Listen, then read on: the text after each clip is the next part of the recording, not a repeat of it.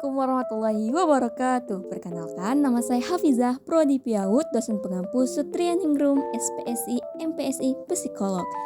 Judul makalah saya mengenal anak tunarungu. Secara umum, anak tunarungu adalah anak yang tidak dapat mendengar, yang diakibatkan karena kurang dengar atau tidak dapat mendengar sama sekali. Orang tuli adalah kehilangan kemampuan akan pendengarannya, sehingga menghambat proses informasi bahasa melalui pendengaran, baik memakai ataupun tidak memakai alat bantu. Para pakar medis memiliki pandangan yang sama bahwa anak tunarungu dikategorikan menjadi dua. Yang pertama, hard of hearing adalah seseorang yang masih memiliki sisa pendengaran sedemikian rupa sehingga masih cukup untuk digunakan sebagai alat penangkap proses mendengar dengan menggunakan alat maupun tanpa menggunakan alat sebagai kemahiran bahasa dan komunikasi.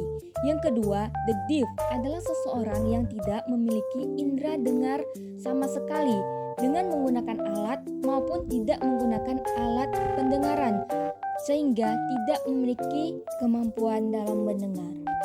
Klasifikasi anak tunarungu. Yang pertama, kondisi tunarungu ringan 20 sampai 40 desibel.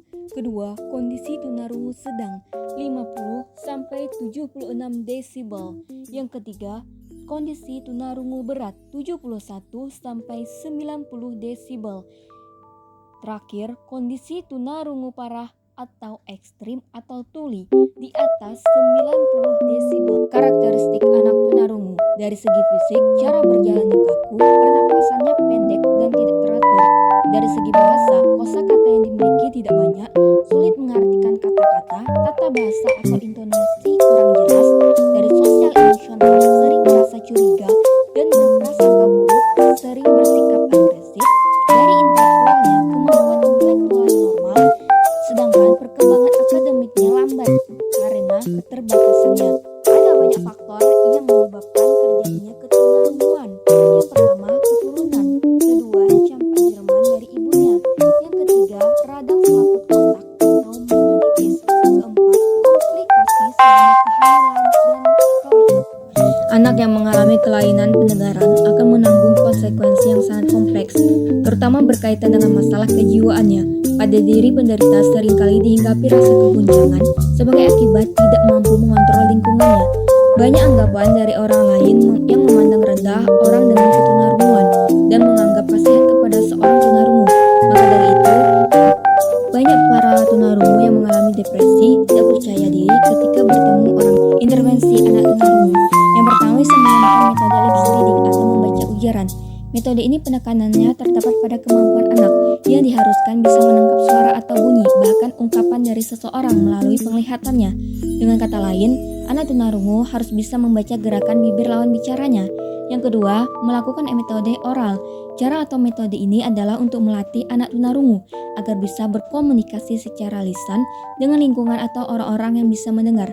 Caranya itu dengan melibatkan anak tunarungu untuk berbicara secara lisan di hadapan orang atau masyarakat dalam setiap kesempatan. Yang ketiga, metode manual. Terapi metode ini adalah dengan cara melatih atau mengajar anak tunarungu untuk berkomunikasi dengan menggunakan bahasa isyarat, yaitu dengan ejaan jari, yang disebut dengan CB atau Bisindo. Yang kedua, metode AVT, Auditory Visual Therapy. Metode ini adalah perpaduan antara penerapan suara, bahasa bibir, dan mimik muka. Tujuannya adalah dengan suara yang diharapkan bisa mengoptimalkan sisa pendengaran anak, dan dengan membaca mimik muka serta bahasa bibir, diharapkan anak dapat dengan mudah memahami atau lebih mengerti setiap kata yang diucapkan secara visual. Model pelayanan pendidikan anak tunarungu atau beberapa media pembelajaran yang dapat digunakan anak tunarungu. Yang pertama itu cermin artikulasi. Media ini digunakan sebagai pengembangan feedback visual dengan cara melihat atau mengontrol gerak dari organ artikulasi dari siswa itu sendiri. Yang kedua, menggunakan benda asli maupun tiruan.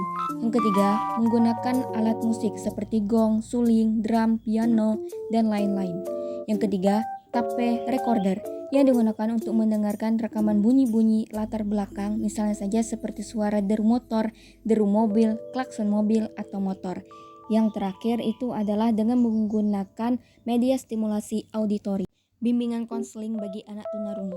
persoalan bagi konselor yang menghadapi anak tunarungu atau kelainan pendengaran yang mengalami permasalahan berkaitan dengan eksistensinya sebagai anak tunarungu yang dapat dilakukan dengan cara bimbingan atau pelayanan. Yang pertama, full inclusion, integrasi penuh melalui program mentoring yang dimana keberadaannya hanya terdapat satu kesatuan sistem pendidikan formal yang meliputi semua anggota atau peserta didik secara wajar tanpa memandang perbedaan status mereka. Tujuannya adalah meningkatkan kompetensi anak tunarungu dalam hubungan dengan teman sebayanya. Yang menjadi tuntunan utama adalah keberhasilan penyesuaian sosial, sedangkan manfaatnya adalah untuk masa depan. Yang kedua, libatkan orang tua dalam bimbingan intervensi optimalisasi kemandirian anak tunarungu. Bimbingan kepada orang tua bertujuan agar orang tua lebih memahami tentang keadaan dan kebutuhan anaknya yang berkebutuhan khusus atau tunarungu.